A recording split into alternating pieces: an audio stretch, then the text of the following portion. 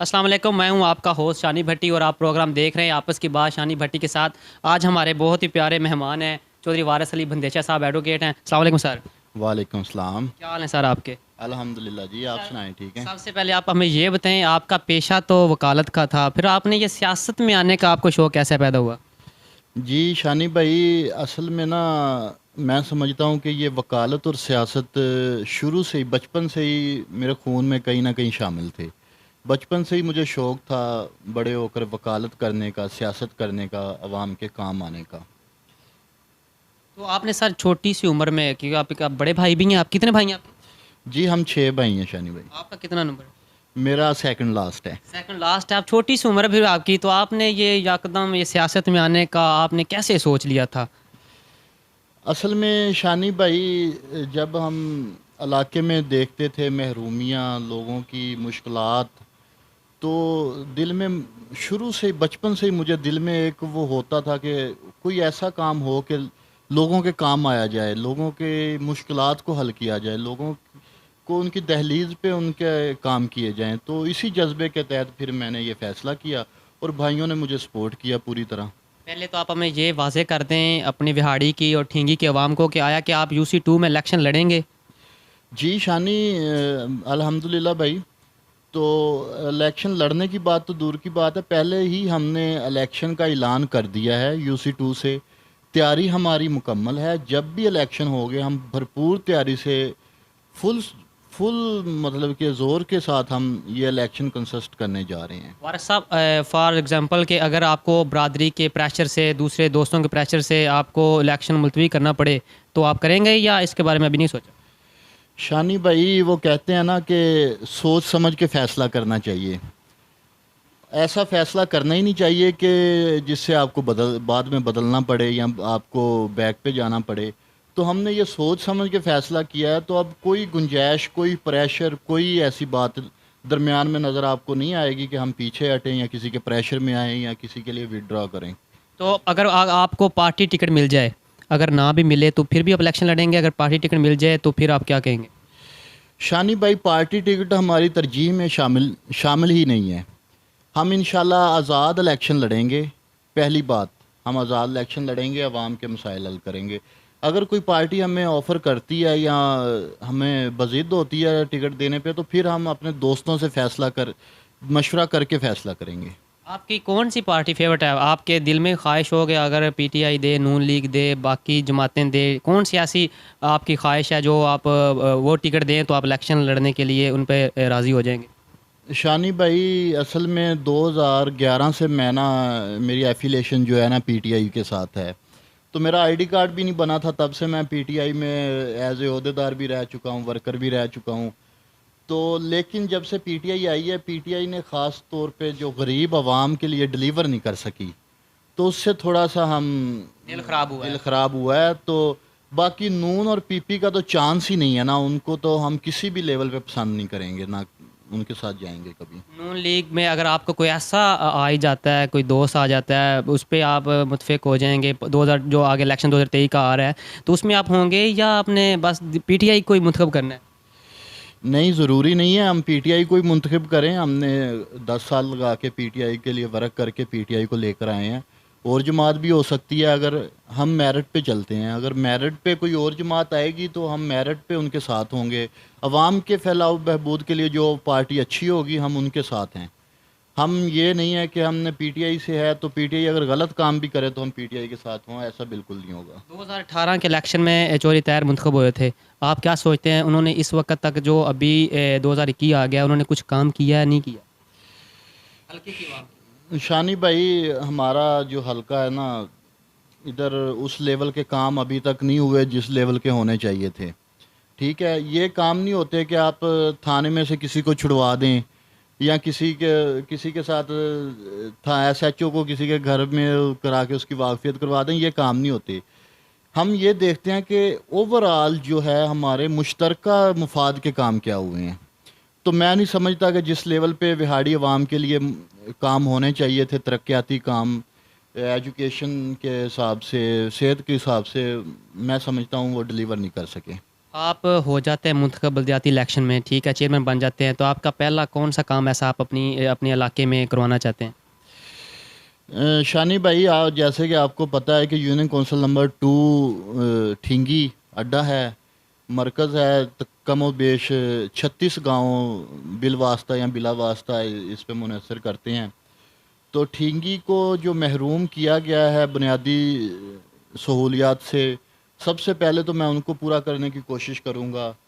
ہر جگہ ہوتا ہے کہ تعلیم کی سہولت سب سے پہلے جو پرووائڈ کرنے کی کوشش ہوگی، اس کے بعد صحت کی تعلیم، اس کے بعد ترقیاتی کام جو یہاں بالکل بھی کسی نمائندے نے توجہ نہیں دی ان ترقیاتی کاموں پہ، تو میری کوشش ہوگی یہ ان ترقیاتی کاموں پہ خصوصی طور پہ توجہ دوں، اور سب سے بڑھ کر غریب عوام کے لیے ان کی دہلیز پہ جو ہے ان کے لیے انصاف کی فراہمی، اور ان کے لیے جو ان کے روزگار کے مواقع، اور یہ ان کے چھوٹی چھوٹی جو مشکلات، وہ غریب بندے جتنے چھوٹے بندے ہوتے ہیں ان کی چھوٹی مشکلات ہوتی ہیں، اگر وہ بھی نہ دور کی جائے تو میرا نہیں خیال کہ آپ کو نمائندہ ہونے کا حق حاصل ہے۔ وارث بھائی، آپ نے تو دیکھا ہے ہماری ٹھینگی کی غریب عوام ہے، کیونکہ آپ تو نہ تو بڑے ذمہ دار ہیں، نہ آپ کو تو سارا پتہ، آپ ایک سوشل ورکر بھی ہیں، ٹھیک ہے، آپ کو سارا پتہ ہے کہ کتنے غریب عوام بیچارے کدھر کدھر وہ لائنوں میں لگے ہوتے ہیں، آپ ان کو زیادہ جانتے ہیں، لیکن یہ دیکھ لیں الیکشن جیتنے کے بعد آپ کا یہ اعتماد بحال ہونا چاہیے۔ بالکل شانی بھائی، ایکچولی مجھے جو کمیونٹی سب سے زیادہ سپورٹ کرتی ہے نا، وہ ایکچولی غریب عوام ہی ہے۔ میری اسٹرینتھ غریب عوام اور یہ نوجوان جو نسل ہے یہی ہے، تو میرا سب سے پہلا فوکس بھی غریب عوام ہے، کیونکہ مڈل کلاس لوگ اور یہ گاؤں کے جو چودھری بنے ہوتے ہیں، ان کے پاس ان کے کام بھی ہو جاتے ہیں، ان کے پاس سیاسی رہنماؤں کا بھی آنا جانا ہوتا ہے، تو غریب عوام کو تو کوئی پوچھتا بھی نہیں ہے، ان کو کوئی چھوٹی سی ایف آئی آر، ان کا سکوٹر بھی کوئی پکڑ لے تھانے میں تو ان کو بیچاروں کو ڈیروں کے چکر لگانے پڑتے ہیں، جو ہے نام نہاد چودھری بنے ہوئے ہیں یا نام نہاد لوگ بنے ہوئے ہیں، ان کے چکر لگانے پڑتے ہیں بار بار۔ تو میں اس چیز کو انشور کرتا ہوں کہ میں جو ہے نا، سب سے پہلے غریب کا حق اس کے گھر میں جو مہیا کیا جائے گا، غریب کے گھر میں اس کا جو بھی کام ہوا وہ ہم خود، ہمارے نمائندے جا کے خود ان کے گھر کی دہلیز تک ان کا کام کر کے ان کو چھوڑ کے آئیں گے۔ فیملی میں سب سے زیادہ آپ کو کون سپورٹ کر رہا ہے؟ بھائیوں میں سے کوئی بھائی کہ یہ بھی کہہ سکتا ہے بھئی یار رہنے دیں، ہمیں کیا کرنا ہے سیاست میں آ کر، کیونکہ ہمارا پیشہ تو وکالت کا ہے؟